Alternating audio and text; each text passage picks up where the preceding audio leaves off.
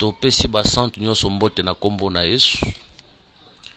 Laisse que la grâce, la paix de notre Seigneur Jésus-Christ epesamela ndeko nyonso oyo akoyeba na kolanda biso na nzela ya litea oyo.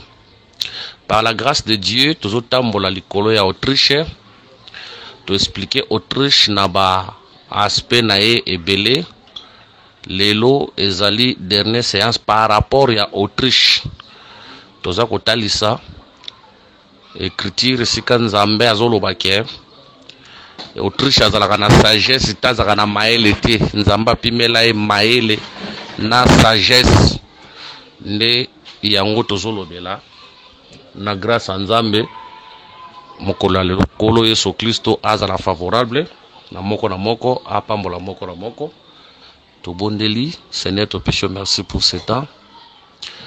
Bénis ce temps Seigneur Jésus-Christ. Tulunto lobela yo tombama omi lobela yaka kolimbo la biso bwana na we batami na sima Autriche kumisa kombono Yesu na katalite ya oyo tokita yo mata tolimo yo monana yonde enseignant ya solo yaka pona ko enseigner biso lokumu ezonge pai na yo au nom de Jésus. Amen.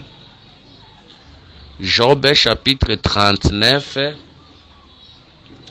verset 17 à 21 natangi. Mais l'Autriche abandonne ses œufs à la terre et les fait chauffer sur la poussière. Elle oublie que les pieds peuvent les écraser, qu'une bête de champ peut les fouler.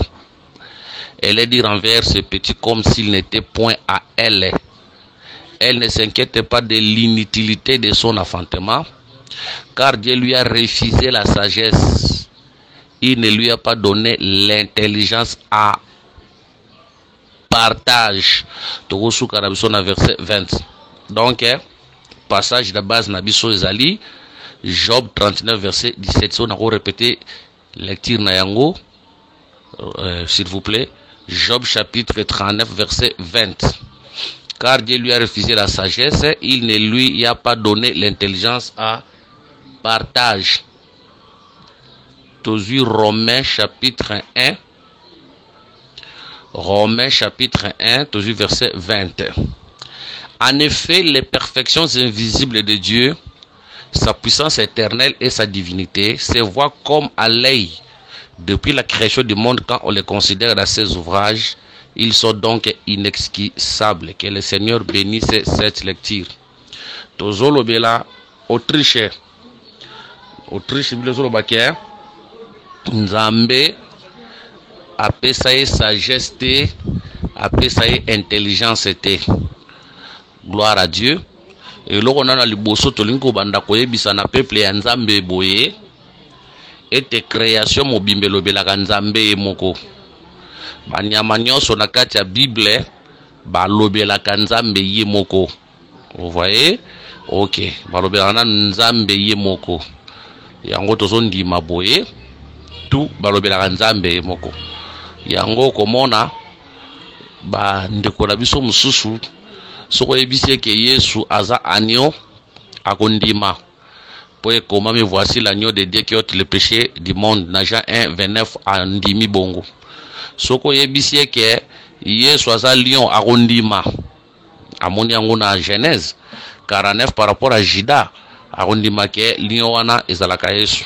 Même si tozolo baboye par la mesure de la grâce de Dieu que Nzambe azalaka ka agneau te, Nzambe azalaka kaka lion te, mais Nzambe azalaka pe mboa, azalaka pe ngulu, azalaka pe Autriche. Ndeko musa koloba tozoloba Nzambe azalaka mboa na ndenge nini. Alui wata msunde musolo ba tofinga Nzambe. Tozui tofingi Nzambe te. Tozui Esaïe 56 verset 10. Total sana Nzambe lokola mboa na mwa tangu mukie après tozonga litena biso. Esaïe chapitre 56 verset 10. Nzamba zoloba boye. Ces gardiens sont tous aveugles, sans intelligence. Ils sont tous des chiens muets, incapables d'aboyer. Ils ont des rêveries, se tiennent couchés aime à sommeiller. Ah, bazol basir ba berger Israël. Nzambazo comparer ba berger Israël na ba mboa. C'est pour dire que le chien par nature, c'est un gardien. Ozomona, mboa, azalaka gardien. Babi que ces gardiens sont tous aveugles, sans intelligence. Ils sont tous des chiens muets. Ah, c'est pour dire que bazaba mboa azalaka gardien. Musala ya mboa ezalaka nini? Amoni, agangi. Cela veut dire avertir. Tant oiseau ganga, eza ko avertir peuple que il y a un problème qui arrive. Zomona, donc un chien, c'est un gardien. Mboa azalaka gardien. Or tozondi make, soki mboa azalaka gardien, kobosana te que un gardien, c'est un prophète. Hein? Un gardien, c'est un prophète. Pourquoi? Nazope sa écriture.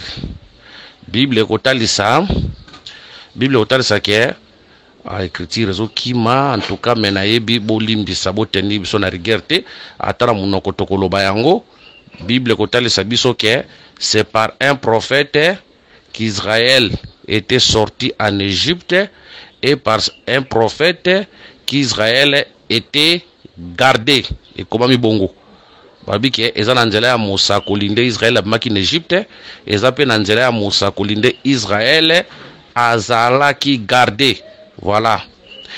Osée chapitre 12 verset 14. Osée 12 14. Par un prophète l'Éternel fit monter Israël hors d'Égypte et par un prophète Israël fit garder. Voilà. Le chien comme gardien, il a le rôle. Sokamoni danger à gagner à crier. Cela veut dire avertir le peuple. Or Tomoni azo jouer rôle la prophète parce que prophète c'est la gardien. Ah c'est par un prophète que Israël abimaki et ça peut n'angela prophète Israël a garda qui doit comprendre que prophète c'est la gardien. Yango komo na gardien na sentinelle za musala moko. Yango mona nzamba zo yebi Ézéchiel le fils de l'homme. J'étais établi comme sentinelle. Soko moni likambo faut ganga ou avertir. Omoni rôle la prophète yangwana. Donc les prophètes azawana quand ils voient un problème, avertir. Quand ils voient un danger, zakoya, avertir. Donc, rôle mboa yangoana, mboa zalaka bachaka e, azalaka gardien. Batubalali, lui est en train de veiller. Quand il y a un problème, à crier. Mais ici, nous avons baki ba prophète na bango baza comme des chiens mioués. Cela veut dire Dieu est en train de condamner les comportements de ces prophètes. O ba moni danger zoya me ba oganga te, ba loba te. Ozomona, ba komona danger zoya me ba oganga te, ba loba te. Attention, ces comportements, malgré Nzambazo blâmer yango, Nzambazo sepelana yango ti, mais ces comportements, c'est le comportement où Nzambaza qui n'a pas jardin d'Éden. Tozon dit maquet, Dieu en Éden, il était un chien muet. Attention, cela veut dire en Éden, il était un gardien muet, un chien muet, dans le sens nini. Il savait qu'il y avait un danger. Amona qui peut danger, mais atikala ko gangate. Danger nini, il savait que nakati Eden, il savait que les serpents anciens za. Amona qui les serpents anciens, aeba qui peut que les serpents anciens zali, mais atikala ko gangate, cela veut dire atikala ko avertir Adana FD kende bozalaka attention, les serpents anciens azali, atikala olobati. Cela veut dire à jouer rôle, il y a un chien muet. Cela veut dire à monaki mais à l'obakité. Gloire soit rendue à Dieu. Les lois n'attendent qu'on a soit changé. À son comportement anate. N'attendons qu'on a biso. Tangwaye lokola molimo santu. Tondi make molimo santu la kanzambe. Tangwaye lokola molimo santu. Nanzela ya ministère à parole. Aujourd'hui, il dévoile tous les secrets. Aujourd'hui, Azoko Loba, Yangazo Banangela frère Paul, que le ministère de l'iniquité agit déjà. Attention, ça c'est un gardien qui voit un danger et qui l'annonce à l'église. À mon danger, pe a gangi, pe a lobiango. Yangotobi que lelo, nzambe, azalaka, mboa ya solo. Donc, un véritable gardien. Quand un danger arrive dans ta vie, il t'avertit, cela veut dire gangi. Nanzela don à prophétie, nanzela vision, na nzela ya songe amoni danger ayebisi yo ozomona danger na liboso ya moni eza nano grande tribulation annonce biso na nzela ya batei eza enfer annonce na nzela ya batei wana sur le plan prophétique mais tant on y a sur le plan doctrinal lelo ba danger pe yaka peut-être accident banda ko ya liboso na yo peut-être ba préparer le mobile ya mabe mwasi ya mabe okutane na nzela okoya na kindumba so ne kobo akumoni yango ayebiso mais fait beaucoup d'attention kota prière tala boye likambo eza ko ya liboso donc total sera ke banyama nyonso na nature balobela na nzambe ye moko hein wana pesa un exemple mbwa balobela na nzambe ye moko tant okita pe na cette bi que un ministre c'est aussi un chien tant okita tamsu bande ko bakotuna mais ozolobela Autriche na côté ya mbwa okesa nini te tozopesa kaka exemple pona kotalisa ke banyama nyonso balobelaka nzambe ye moko ya tobi ke nzambe ndazalaka image ya mbwa ya solo soki nzambe azalaka mbwa ya solo yeba pe ke même ministre pas azalaka mbwa. Job chapitre 30 verset 1. Job chapitre 30 verset 1. Et maintenant, je suis la risée de plus jeune que moi, de ceux dont j'ai dédaigné de mettre les pères parmi les chiens de mon troupeau. Job bazalaki na ba troupeau, mais na kati ba troupeau na yazaki na ba mboa. O bazalaki wana komba garde po ba batela biloko banyama wana. Job, c'est comme l'image du Seigneur Jésus. Le troupeau de Job représente le peuple de Dieu. Les chiens, au bazo battre la troupeau, représente les ministres. Un ministre de l'évangile est là, comme gardien. Autant où on y danger zoya, il faut avertir le peuple. Dans la prédication, dans l'enseignement, dans la conseil. Quand il voit ça, même la parole de connaissance, la parole de sagesse, afin que l'Ecclésia est là. Garder contre les dangers que les saints nous bénissent. Maintenant, tozongi pona kotal sa ke Bible zolo ba ke Autriche nzamba pesa e sagesse te apesa e pe intelligence te siko ndeko mo tunanga mutuna bibo yo lobi ke Autriche za nzambe tundimi ke Autriche za nzambe bo sikoyo bazolo ba ke ba pesa Autriche sagesse te intelligence te veut dire nzamba za sagesse veut dire nzambe aza sa intelligence atuni mutuna ndengwana ndeto nto répondre na mutuna wana. Soto roba kenzamba za sagesse c'est trop grave. Soto roba kenzamba za intelligente c'est trop grave. Tozon limana nuke banyama nyonso balobela kanzambe moko to pesa exemple ya mbwa. Banyama nyonso balobela kanzambe moko même Autriche alobela ka nzambe ye moko. Mais maintenant nzamba zo roba ke Autriche apesa Autriche sagesse apesa epe intelligence te. Cela veut dire makambo Autriche asala wana. Soka zalaka na sagesse akoki jamais kosala makambo asala kawana. Soka zaki na intelligence akosala jamais makambo asala kawana. Cela veut dire na sagesse na bomoto boye Autriche azana ngoti. Yango asala makambo asala kawana. Mais biso toyebi que cela caché un enseignement. Bien que naturellement l'Autriche n'a pas la sagesse, bien que naturellement l'Autriche n'a pas l'intelligence, mais ce que l'Autriche fait là cache tout un enseignement et cache un langage spirituel. Vous voyez, naturellement l'Autriche a la sagesse, naturellement l'Autriche a l'intelligence, mais nous disons ceci. Ce que l'Autriche est en train de faire là, ça c'est la sagesse suprême de Dieu, parce que l'Autriche est Toto pes exemple. Total c'est que Autriche lokola nzambe maki wana total c'est que lokola Job. Total c'est que maki wana lokola peuple ya nzambe o nzambe moko abandona ka peuple na ye na kati ya problème ko songolo. Po ayebi ke akoya ko sala intervention. Ti atiki peuple na kati ya souffrance. Ayebi ke moko ko sala intervention. Vous voyez? Ce qui toke na se boye na nzoto naturellement boye par rapport au Autriche tolbake Autriche azanga sagesse et intelligence naturellement boye. Mais tant to matasi le plan spirituel toke na toluka likanisa nzambe ya seko. To comprendre que makambo Autriche asala kawana c'est la sagesse suprême de Dieu. Osomona, ça c'est la sagesse suprême de Dieu. Nzambe ndenga zalaka wana kati na sagesse ya bato ezate. Nzambe ndenga za wana kati na sagesse abato ezate ata mukete na kata nzambe.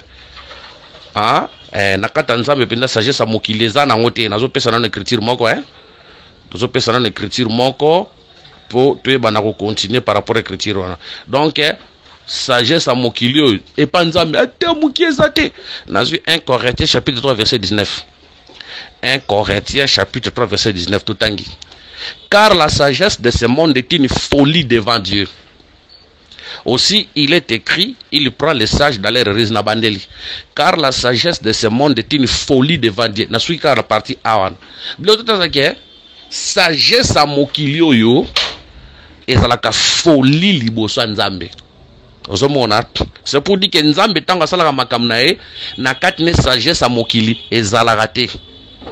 Lolenge mokili zo tambo na kata makambo na kata nzambe ezalaka te.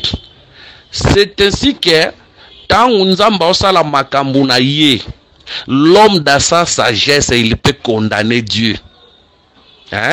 Tant nzamba osala makambo na ye, l'homme dans sa sagesse il peut condamner Dieu. Mais cependant c'est la sagesse de Dieu. Yango bi lozolo bake lokola likolo na mabele ezaya kokabwana de même. Tout le écriture wana, je crois Esaïe mutazolo bayango. S'il vous plaît, toluka écriture wana ekosunga biso.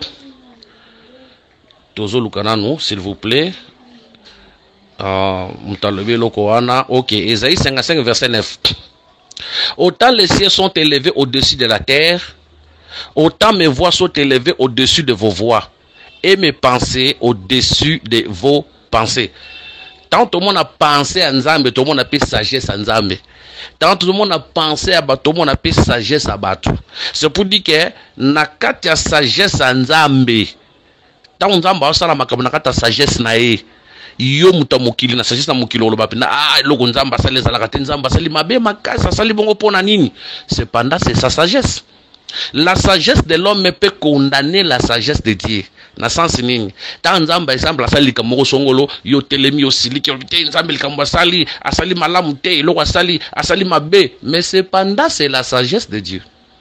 C'est pour dire que muto mokili selo sagesse mokili makambo Nzamba zo sala wana muto mokili ko benga ngo liboma. Ozomona makambo Nzamba zo sala wana pona muto mokili antuka Nzamba za maele te poni Nzamba ko sala bongo. Tozo pesa siko écriture moko Bible zo tal de sabiso boye nazo luka écriture s'il vous plaît un peu de patience. Tozo luka écriture moko esunga biso écriture wana ekozala ok 1 Corinthiens 1:23 1 Corinthiens 1:23 tala sagesse nzambe. Nous prêchons Christ crucifié, scandale pour les juifs et folie pour les païens. Au mona, c'est pour dire que la mort de Jésus à la croix, ça c'est la sagesse de Dieu. Na sagesse nzambe fa kufa bongo. Na sagesse nzambe il faut ba bake ba sete, nzambe il faut batike bolumbu, nzambe faut ba bete fimbu. Ça c'est la sagesse de Dieu. Mais maintenant cette sagesse c'est pas ba you des scandales. So ebisi batuke o ba baka kine kulu so des nzambe pas ba you des scandales. So ebisi mu pagano loke Yesu o ba baka kine kulu so wana azala nzambe pour ba mukiliza liboma. Vous voyez? C'est pour dire que pour les hommes la sagesse de Dieu c'est la folie. C'est de même pour Dieu la sagesse de ce monde pour na rectifier. Pour les hommes la sagesse de Dieu c'est la folie. De même pour Dieu la sagesse des hommes c'est la folie. Et koki koyo kanate Yesu tango azo kufa ne kulusu po na nzambe, ça c'est la sagesse suprême de Dieu. Akamata mwana na ye abake ne kulusu kibolumbu wana, mais c'est la sagesse de Dieu. Mais po na bato mokili soko ebise bongo eza folie eza liboma. Tonito lobake nzambe lokola Autriche asala kama kamkola na sagesse abato mokili te. Mais nzambe lokola Autriche asala kama kamkola na sagesse na ye. Siko sagesse nzambe na sagesse abato keseni makanisa nzambe na makanisa bato keseni. Siko tanzamba asala makamselo sagesse na ye amutamukila oboya ngo makasi akosepela na yango te. Mais attention, sagesse de Dieu ezalaka malamu pour esukaka malamu. Que le Seigneur nous bénisse. Donc sagesse nzambe ezalaka malamu pour esukaka malamu. Vous voyez, c'est ça la sagesse de Dieu. Voilà pourquoi quand Dieu te fait passer dans les épreuves, yo lokola mwana nzambe koza lokola mupagano te obanda ko condamner nzambe bolimbisa tsika to sa to na permanence sikozoka ba makelele ya ba sani, je m'excuse, OK bo supporter biso pona yango. Donc mwana nzambe akoki ko poser ba question lokola mupagano te soki nzamba lingaka nga po nini naza na bilama malama kolata te, soki nzamba lingaka ngai po na nini na boti te, soki nzamba lingaka ngai po na nini naza na musala te. Ça c'est un païen qui peut poser de telles questions, mais moi na nzamba ko poser ba question ndenge wana te. Hein?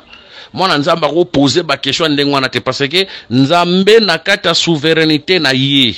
Tango asalaka makambo nzamba asalaka wana a des fois sepelisaka mutu te, a des fois esepelisaka mutu te. Toluka nanu écriture moko awa na kati ya Bible, toluka nanu écriture moko soki tozwi yango gloire à Dieu, soki pe tozwi yango pété gloire à Dieu. Tozwi Romains chapitre 8 verset 28. Romains 8 28.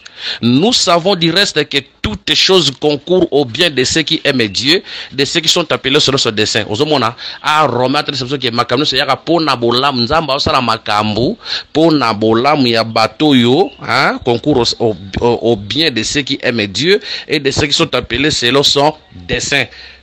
Ah, les écritures, hein. Mais tant que kokisa magana seboye au moins apena mutu akubisa ba langage moko a déplacer, hein, ba langage akomo déplacer. Au moins exemple mutu akufi na kata famille mutu akomo lo oh nzamba longoli mutona pona nini nzamba yebaki mutona mutalesa kabiso yo mukolo na ya longoli moni sagesse nzamba ndenge salaka. Ça c'est la sagesse de nzamba longoli ale mutu akomi kokolo ba n'importe quoi. Ça ce n'est qu'un païen ndakolo makambo ndenge wana nde na mona ndeko mususu musala nzambe apesa témoignage mama na banganda ko bela azopesa nzambe o nzambe soki mwana biso akufi nzambe décevoir ngai un serviteur de comme ça langage bona kata mnongo ntolo bala nzambe nzamba décevoir yo.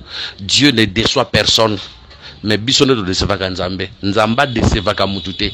Ce que Dieu fait et ça pour na bolamu na biso ata yo comprendre ngote yo kumisa ka nzambe ato moni difficulté komi dans un premier ta kumisa na nzambe balongo na musala kumisa na nzambe na péché au Seigneur merci pour te permettre balongo na ngana musala relation mo bozeki na ngwe kufi pesa na nzambe merci na péché nzambe merci pour te sepeli ki relation yo kufa apprendre sikoyo bondi lo tu na nzambe pourquoi tu as permis ki na longwa musala.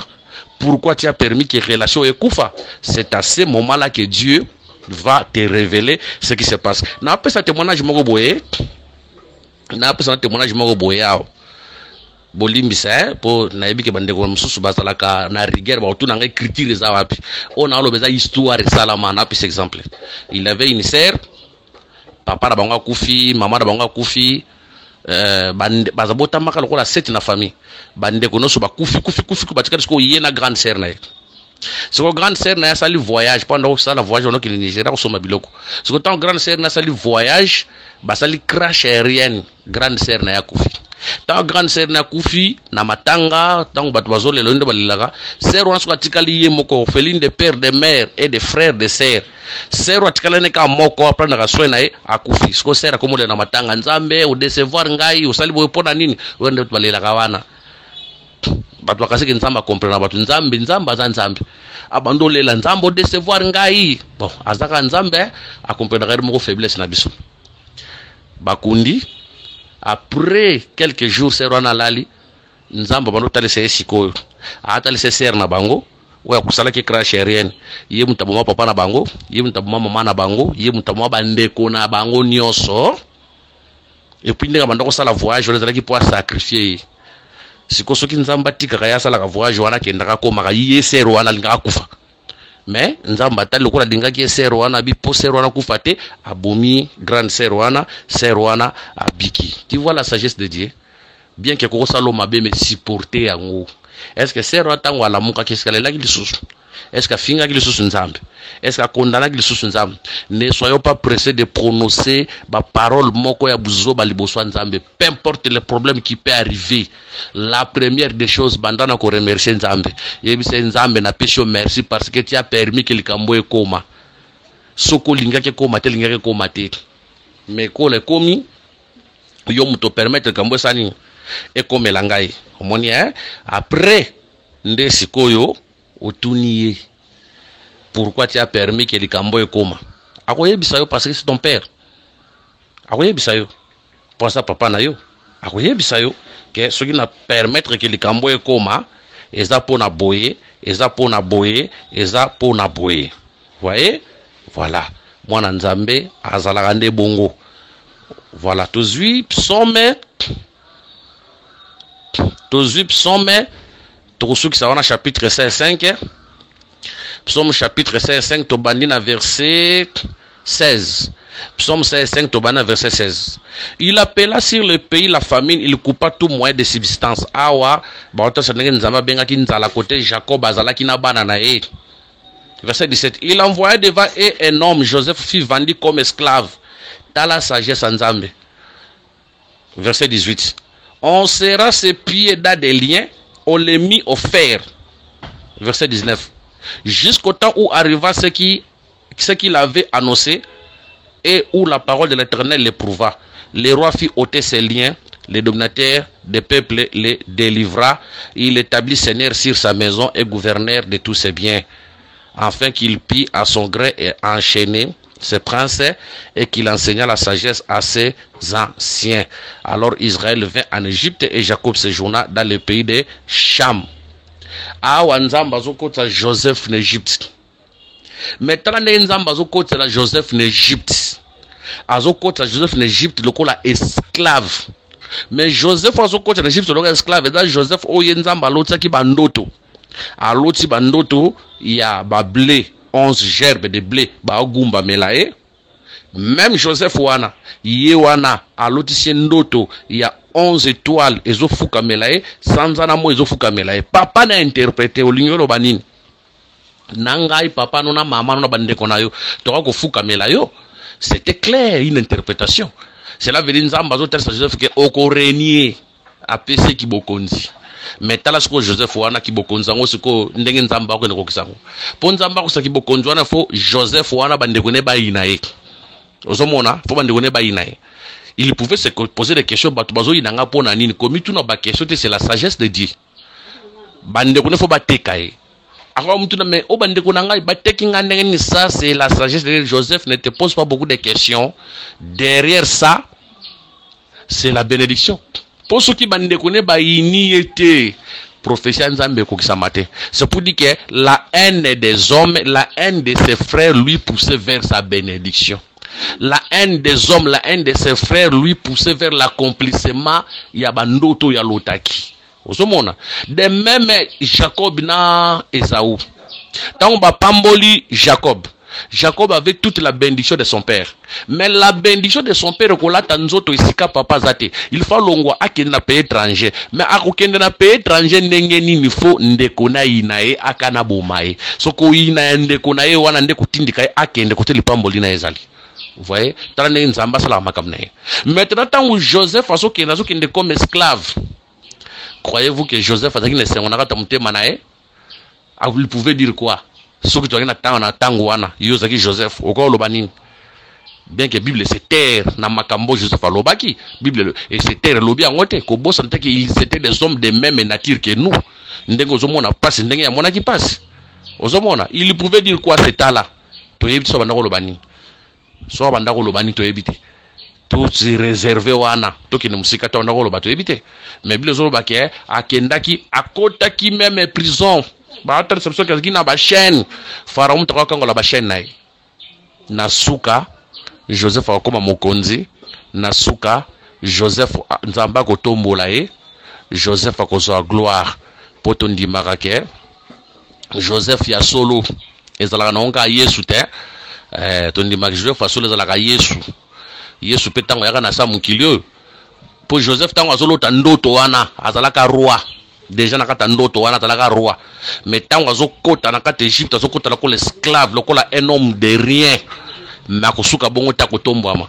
Tondimaka que Jésus depuis l'éternité il était roi, mais tant waki na sa mabele ayaka comme serviteur, ayaka comme esclave.